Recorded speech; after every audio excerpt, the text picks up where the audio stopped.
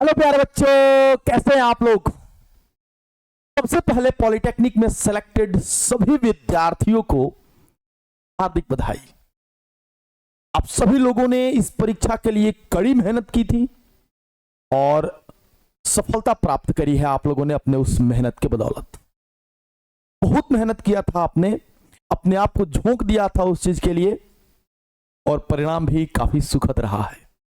बहुत सारे बच्चों का रिजल्ट काफी अच्छा आया है, तो वहीं कुछ बच्चों के रैंक कुछ खराब आ गए हैं, बट चिंता करने की जरूरत नहीं है। आपकी जो इंजीनियर बनने की सपना है, जो आपने दिन रात ये सपना देखा है कि मैं इंजीनियर बनूंगा, अगर आपने ठाना है तो आप जरूर बनेंगे। और वहीं पर जिन बच्चों का बहुत अच्छा रैंक आया है उनके लिए तो बस यही कहूंगा कि इसी तरह खामोशी से मेहनत करते जा। अगर तेरी काबिलियत में दम है तो तेरी तरक्की ही काफी है शोर मचाने के लिए। तो प्यारे बच्चों, रिजल्ट आने के बाद आपके दिमाग में, आपके मस्तिष्क में बहुत सारी बातें चल रही होंगी कि अब तो रिजल्ट आ गया सर, बहुत सारे कॉलेजेस हैं, मैं किन कॉलेज को चुनूं। और कॉलेज से भी इंपॉर्टेंट कौन सी ब्रांच को चुनूं, जो अक्सर आप लोगों को समझ में नहीं आती, अक्सर बहुत सारे बच्चों को समझ नहीं आती, और जब समझ आती है तब तक बहुत देर हो चुकी होती है। तो ये वीडियो मैं उसी के रिगार्डिंग लेके आ रहा हूं। कुछ इंफॉर्मेशन ऐसी हैं जो बहुत जरूरी है, कुछ इंफॉर्मेशन ऐसी भी जो आज से ही शुरू हो रही है। जैसा कि आप लोग देख रहे होंगे मेरे पीछे, पॉलिटेक्निक में 21,510 सीटों पर 27 से होगी चॉइस फिलिंग। ये चॉइस फिलिंग क्या है? क्या मैं भी अधिकारी हूं इस चॉइस फिलिंग के लिए? क्या मैं अपना मनचाहा कॉलेज प्राप्त कर लूंगा? क्या मैं भी एक सिविल इंजीनियर बन जाऊंगा? क्या मैं मैकेनिकल इंजीनियर बनूंगा? या फिर मैं बनूंगा इलेक्ट्रिकल इंजीनियर? इन सारे बातों पर मैं आज इस वीडियो में चर्चा करूंगा। तो सबसे पहले मैं कुछ इंफॉर्मेशन आप तक पहुंचा दूं। जैसे पहला कि भैया बिहार पॉलिटेक्निक जो 2025 में आपने परीक्षा दी है उसमें टोटल सीट थे 21,510। आप सोच रहे होंगे अरे बाप रे इतना सीट। भाई थोड़ा सोच लो, 21,510 में सरकारी कॉलेज में सीट मात्र 16,170 ही है, तो बाकी कहां के हैं? तो बाकी हैं प्राइवेट कॉलेज में सीट, और प्राइवेट कॉलेज में सीट की संख्या 5,340 है। सर इससे करूं या इससे करूं? अरे कोई बेवकूफ ही होगा जिसका इसमें हो रहा हो और इसमें करेगा। एक तो सरकारी का टैग, दूसरा फी भी बहुत मिनिमम लगता है इनकी अपेक्षा। तो पहला प्रयास हमारा होना चाहिए कि हम इसके लिए अपनी पूरी दमखम को लगा दें। प्यारे बच्चों, टोटल सरकारी कॉलेज की संख्या 46 है, जिसमें 2 ऐसे कॉलेज हैं जो सिर्फ और सिर्फ लड़कियों के लिए हैं, लेकिन बाकी 44 कॉलेज गर्ल्स और बॉयज दोनों के लिए है। बहुत सारे बच्चों के कमेंट आते हैं कि क्या सर कॉलेज जो है उसमें केवल लड़के पढ़ेंगे, लड़की वाले में केवल लड़की, लड़के वाले में केवल लड़के? ऐसा नहीं है। हाँ, 2 कॉलेज जरूर ऐसे हैं जिसमें केवल लड़कियां एडमिशन कराएंगी, बट 44 कॉलेजेस में लड़के और लड़कियां दोनों एडमिशन करा सकती हैं। तो प्यारे बच्चों, यहां पर मैं आज आपको समझाऊंगा कि भैया टोटल सीट 21,510 में से जो सरकारी वाली सीट है 16,170, क्या मैं इसमें से हो सकता हूं? उसके लिए पहले आपको क्या करना होगा वो समझिए। देखिए बेटा, रजिस्ट्रेशन चॉइस फिलिंग जो होती है, आपको 27 तारीख यानी कि आज से जो बिहार पॉलिटेक्निक की हमारी वेबसाइट है उस पर जाकर अपनी चॉइस फिलिंग करनी होगी। चॉइस फिलिंग का मतलब आपके पास 46 कॉलेज है, जैसा कि मैंने बताया। उस 46 कॉलेज में आप कौन कौन से कॉलेज में नामांकन चाहते हो, कराना तो एक में ही है, लेकिन आप लिस्ट दोगे सरकार को, आप लिस्ट दोगे बिहार सरकार जो वहां पे पॉलिटेक्निक की डिपार्टमेंट देखती है कि भैया मैं चाहूंगा कि मुझे पटना 13 वाला कॉलेज मिल जाए, भैया मैं चाहता हूं कि पटना 7 वाला कॉलेज मिल जाए, भैया मैं चाहता हूं कि मुझे गया वाला कॉलेज मिल जाए। अगर आपकी रैंक अच्छी रही, अगर आपका किस्मत अच्छा रहा तो वो कॉलेज मिल जाएगा। बट आपको नंबरिंग सिरे से आपको देना होगा कि मैं पहला नंबर पे ये चाहता हूं, दूसरा नंबर पे ये चाहता हूं, तीसरा नंबर पे ये चाहता हूं। और उसके लिए आपको जानना होगा कि कौन सा कॉलेज अच्छा है, मुझे किन किन कॉलेजों में पहले नंबर पे देना होगा, कौन सा कॉलेज दूसरा नंबर पे देना होगा, कौन सा कॉलेज तीसरा नंबर पे देना होगा। उसके लिए मैं आप लोगों के लिए कुछ टॉप 10 कॉलेजेस की लिस्ट लेके आया हूं, है ना। वो मैंने काफी रिसर्च करा, बहुत सारी चीजें प्लेसमेंट्स वगैरह सब कुछ देखा। ये नहीं कि गूगल पे सर्च किया और 10 कॉलेजेस आ गए और वहां से मैंने उठाया, नहीं। मैंने देखा किनके कॉलेजेस के बढ़िया रिस्पॉन्स रहा है, किनके कॉलेजेस में अच्छी अच्छी कंपनियां आई हैं, किसका प्लेसमेंट अच्छा रहा है। उन सारे आधारों पर मैंने ये 10 कॉलेज चुने हुए हैं। सबसे अच्छा कॉलेज जो है अभी आप पटना 13 वाला जो एनजीपी पटना है, इसको आप लेंगे। पहला में आप यही डालेंगे, चाहे कोई भी बच्चा हो, है ना। आपकी रैंक कितनी भी बुरी हो फर्क नहीं पड़ता, बट आप क्या करना, पहले वाले पे एनजीपी जो पटना 13 है इसको भरोगे। दूसरा आप जीपी पटना जो है इसको भरोगे, 7 नंबर पे है ना। अब देखो जीपी मुजफ्फरपुर ये भी हमारा तीसरे नंबर पे कॉलेज आती है। जीपी भागलपुर वाली कॉलेज चौथे नंबर पे, जीपी गया 5वें नंबर पे, जीपी वैशाली 6ठे नंबर पे, जीपी कटिहार 7वें नंबर पे, जीपी दरभंगा 8वें नंबर पे, जीपी पूर्णिया 9वें नंबर पे और जीपी बरौनी 10वें नंबर पे। क्या सर मैं हूबहू ऐसे ही कर दूं? ऐसा जरूरी नहीं है। मान लो कि अगर तुम्हारा होम विलेज भागलपुर है, अगर तुम्हारा होम विलेज भागलपुर है और तुम चाहते हो कि मुझे भागलपुर ही मिले, तुम्हारी रैंक भी अच्छी है, तो तुम इस भागलपुर को पहले नंबर पे डाल सकते हो, है ना। तुमको ज्यादा तीव्र इच्छा जिसमें हो उसको आप पहले नंबर पे डालना और पहले 10 कॉलेजेज में आप इसी को डालना। पहले नंबरिंग आप इधर उधर कर लो कि नहीं सर मैं तीसरा नंबर पे पूर्णिया वाला चाहता हूं क्योंकि मैं पूर्णिया का रहने वाला हूं, आप डाल सकते हैं, कोई दिक्कत नहीं है। अब 10 डालने के बाद 34 कॉलेजेस आपके लिए और बचेंगे, उसके बाद रैंडमली 34 डाल देना। डालना पूरे के पूरे हैं, ये नहीं कि 10 डाल के छोड़ देना कि भैया अब नहीं मुझे 10 ही चाहिए, नहीं तो नहीं चाहिए, ऐसा नहीं करना। आपको करना क्या होगा, ये पूरे 10 डालने के बाद, ये 10 तो अपनी चॉइस के हिसाब से अपनी डाली है, आपकी चॉइस थी कि मुझे इसमें मिल जाए। मान लीजिए आपकी रैंक जो है 15,000 है, आपकी रैंक 16,000 है, तो उस परिस्थिति में आपके ये जो 10 कॉलेजेज है ना थोड़े से मुश्किल हो जाएंगे मिलने। और उस परिस्थिति में ऐसा नहीं है, अभी भी 34 सरकारी कॉलेज बाकी हैं, है ना।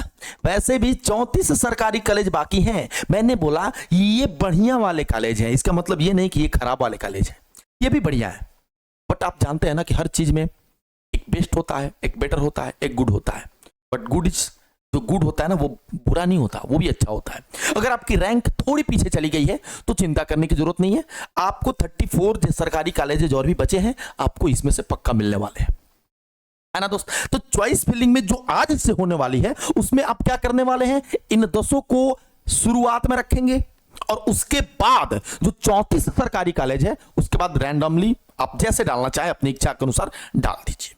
सर अब बात आती है कि गुरु मैं ये सोचता हूं कि सर चॉइस फिलिंग तो हमारी हो गई, अब चॉइस फिलिंग के बाद, है ना, चॉइस फिलिंग के बाद गुरुजी क्या होगा। मैंने भर दिया, मैंने 27 तारीख से लेके 3 तारीख के बीच में, 27 जून से 3 जुलाई के बीच में आपको चॉइस फिलिंग करनी है। कोशिश करना कि कल परसों के बीच में कर डालो, ये मत इंतजार करना कि 3 जुलाई को मैं जाके डालूंगा। अभी बहुत सारी चीजें हो सकती हैं, नेटवर्क इशू हो सकता है, साइट स्लो हो सकता है, तो इसके लिए आपको क्या चाहिए कि मैं पहले ही वो काम क्या कर लूं, खत्म कर लूं, निपटा लूं।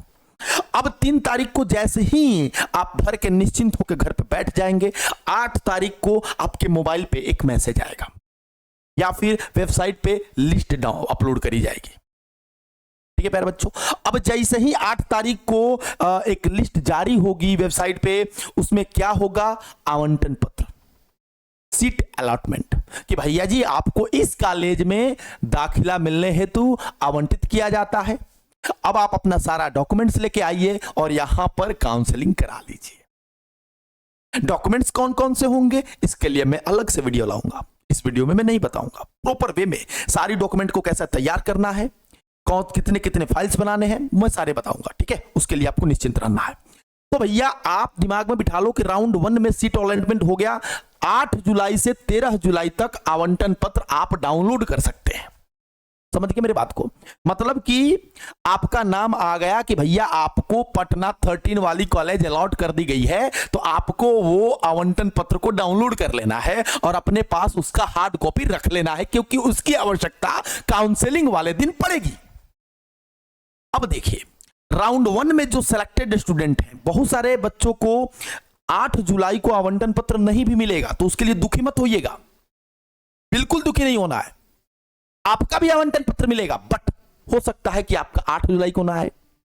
आपको 8 जुलाई से 13 जुलाई के बीच में आपका आवंटन पत्र देखने को ना मिले तो परेशान नहीं होना है। अब जिनका आ गया उनको क्या करना होगा कि उनका एडमिशन 11 जुलाई से 13 जुलाई के बीच में जाके उस कॉलेज में करा लेनी है ना। जो जो नेसेसरी डॉक्यूमेंट जो मैं आपको बताऊंगा वीडियो में, इस वीडियो में नहीं, कल वाले वीडियो में, उस वीडियो में आप डॉक्यूमेंट आज से ही तैयार कर लेना। और 11, 12 और 13 आपको मात्र 3 दिनों का समय मिलेगा आपके नामांकन के लिए।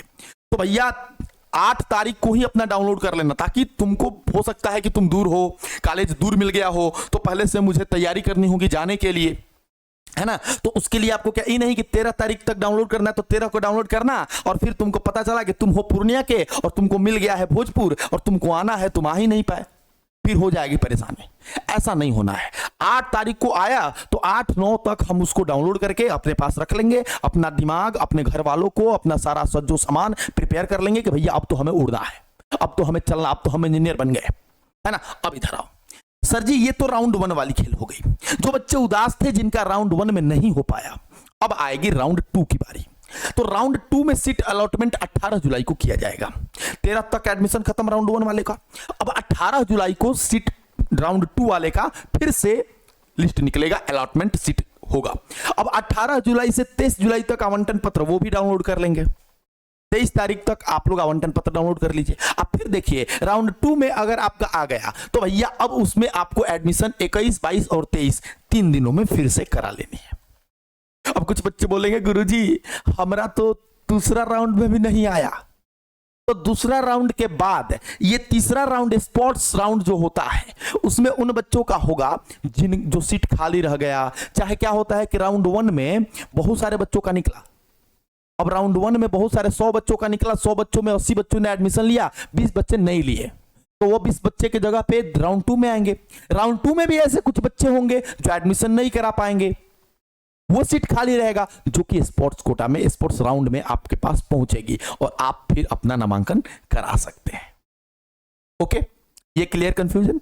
अब बात आती है कि सर अब वहां पर जाकर मैं कौन सा ब्रांच चुनूंगा, कौन सी बढ़िया वाली ब्रांच होगी? क्या मैं कंप्यूटर साइंस ले लूं क्योंकि मेरे पड़ोसी का भाई इंजीनियरिंग कर रहा है कंप्यूटर साइंस से, या फिर मैं इलेक्ट्रॉनिक्स ले लूं? तो भैया इन सब चीजों में ना पड़ना, पहले तो देखो तुम्हारा इंटरेस्ट कहां है, उसके हिसाब से अपना ब्रांच डिसाइड करना। एक चीज और मैं आपको बताता हूं, बहुत सारे लोगों की नजर में होगा कि ब्रांच जो होते हैं 4-5 ही होते हैं, जैसे सिविल इंजीनियरिंग हो गया, मैकेनिकल हो गया, कंप्यूटर साइंस हो गया, इलेक्ट्रॉनिक्स हो गया, इतने ही ब्रांचेज होते हैं। लेकिन मैं आपको बता दूं कि कुल मिला के बिहार पॉलिटेक्निक में 20-21 ब्रांचेज में एडमिशन होने वाली है। 20 से 21 ब्रांच में एडमिशन होने वाली है, आपको मालूम है? इतने ज्यादा ब्रांच, और आपको कौन सी ब्रांच सेलेक्ट करनी होगी ये मैं आपको बताता हूं।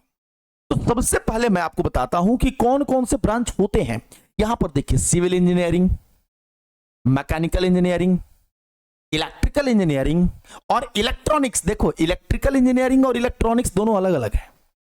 Mechanical auto engineering, mechanical engineering अलग है, अब मैकेनिकल ऑटो इंजीनियरिंग अलग है। Computer science and engineering, textile engineering, printing engineering.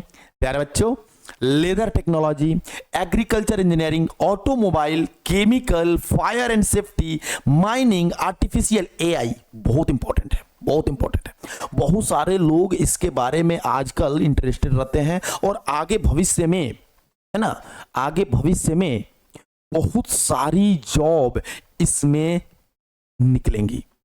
और मैं आपको बता दूं कि जो आप लोग 10 टॉप 10 कॉलेज देखे हैं ना, उस टॉप 10 कॉलेजेज में से किसी कॉलेजेज में ये एआई वाली ब्रांच नहीं है। आप सोचेंगे कि सारे कॉलेजेज में ये 20 के 20 ब्रांच हमको मिल जाएंगे, तो नहीं है, कुछ में है कुछ में नहीं है। जैसे मैंने यहां पे मेंशन करा जीपी बाढ़, ये एक जगह है, ये एक बाढ़ नाम का जगह है जहां पे पॉलिटेक्निक कॉलेज है। उस पॉलिटेक्निक कॉलेज में बेटा आर्टिफिशियल इंटेलिजेंस वाली हमारी ब्रांच मिल जाएगी। अगर आप चाहते हैं कि मुझे एआई वाली ही करनी है तो आपको बाढ़ में ही जाना होगा। आप पटना में जाके पटना में जाके भाई एआई वाली ब्रांच आप नहीं ले पाओगे। दूसरी इलेक्ट्रॉनिक्स, लेकिन रोबोटिक्स में देखो ध्यान से, ये रोबोटिक्स वाली है, मतलब कि रोबोटिक्स वाली इलेक्ट्रॉनिक्स में अगर आप पॉलिटेक्निक करना चाहते हैं, डिप्लोमा करना चाहते हैं, तो भी सारे में नहीं है, ये भी सारे कॉलेजेज में नहीं है। मैं वो भी आपको लिस्ट दे दूंगा कि किस कॉलेज में कौन सी ब्रांच है, वो अगले वीडियो में मैं जरूर लेके आऊंगा। उसके बाद देख लो यहां पे computer aided custom design and dress making, fashion designing, fashion and clothing technology, garment technology, food processing and preservation, और एक चीज लाइब्रेरी। भैया कुल मिला के 20-21 ऐसे ब्रांच है, 20 से 21 ऐसे ब्रांच हैं जो आपको भारी कंफ्यूजन में डालेगा कि मैं सिलेक्ट करूं तो कौन सा मतलब ब्रांच सिलेक्ट करूं। कॉलेज डिसाइड करना आसान है, ब्रांच डिसाइड करना भाई आसान बिल्कुल नहीं है। तो ब्रांच डिसाइड करने में भी आपको स्मार्ट बुद्धि लगानी पड़ेगी। पॉलिटेक्निक, डिप्लोमा और इंजीनियरिंग, इसको ऐसे समझो कि पॉलिटेक्निक डिप्लोमा छोटा भाई है और ये बड़ा भाई है। आगे जाके आपको बड़ा भाई बनना ही है। मतलब कि बहुत सारे स्टूडेंट्स जिन्होंने डिप्लोमा कर रखी है, भविष्य में जाके वो बीटेक करते हैं, इंजीनियरिंग करते हैं। अगर आप डिप्लोमा करके रह जाते हैं मतलब आप जूनियर इंजीनियर हैं, और जैसे ही आप बीटेक करते हैं आप असिस्टेंट इंजीनियर बन जाते हैं। दोस्तों, तो ऐसा क्यों ना हम ऐसा ब्रांच चुने जिसमें मेरा बीटेक करना भी आसान हो जाए और मेरी जॉब गारंटी भी मिल जाए। तो मैं कुछ ब्रांचेज के नाम आपको बताऊंगा, जैसे आपकी सिविल हो गई, मैकेनिकल हो गई, इलेक्ट्रिकल हो गई, इलेक्ट्रॉनिक हो गई, मैकेनिकल और कंप्यूटर साइंस। ये ऊपर के 6 जो मैं बता देता हूं, 80% बच्चे इसी को सिलेक्ट करेंगे। 80% बच्चे जो हैं प्यारे बच्चों, इसी 6 ब्रांच को सिलेक्ट करेंगे, क्योंकि हमारे गाइड करने वाले लोगों को, हमारे गार्जियंस को, पेरेंट्स को, रिलेटिव्स को ज्यादा जानकारी इन्हीं 6 ब्रांच के लिए है। लेकिन अगर आपकी इंटरेस्ट थोड़ी एआई की तरफ है तो मैं आपको सजेस्ट करूंगा कि आप एआई जरूर करें, जॉब अपॉर्चुनिटी ज्यादा है। दूसरा, मैकेनिकल करने से क्या फायदा है, ज्यादा अप्रोच आपको मैकेनिकल की तरफ क्यों लगाना होगा, क्योंकि ज्यादातर रेलवे की जो भर्ती आती है, आप लोगों ने सुना होगा कि जो पॉलिटेक्निक कर लेते हैं ना, वो रेलवे में उनकी वैकेंसी जब निकलती है तो ज्यादा चांसेस होते हैं उनकी नौकरी का। जी हां, अगर आपने मैकेनिकल से कर रखा है तो आपकी ज्यादा अपॉर्चुनिटी रेलवे वाली जॉब में हो जाएगी। सिविल से आप करते हैं तो भी बहुत सारी गवर्नमेंट जॉब ऐसी होती है जिसमें सिविल इंजीनियरिंग में डिप्लोमा किए हुए विद्यार्थियों के लिए बहुत बेहतरीन अपॉर्चुनिटी मिलती है। दोस्तों, तो अभी आपकी चॉइस फिलिंग जो है आप इसमें भरिए। आज से जो चॉइस फिलिंग शुरू हुई है, आप कॉलेज, ब्रांच, ये सब खूब बढ़िया से भर दीजिए। बाकी इंफॉर्मेशन कि डॉक्यूमेंट्स जरूरी कौन कौन है जिसे हमें एडमिशन के समय ले जाना है वो, और अगला वीडियो जो मैं आपके सामने लेके आऊंगा वो किस टॉपिक पे होगा कि किस कॉलेज में जनरल का कितना सीट है, यूआर का, ईडब्ल्यूएस का, एससी का, ओबीसी का, एसटी का, ईबीसी का, बीसी1 का, बीसी2 का। और मैं अगले वीडियो में ये श्योर कर दूंगा कि किन बच्चों को गवर्नमेंट कॉलेज मिलने वाला है और किन बच्चों की गवर्नमेंट कॉलेज नहीं मिलने वाली है। तो अगर ये वीडियो आपको इंफॉर्मेशन वाली लगी तो please like the video, share the video and comment your opinion. Thank you.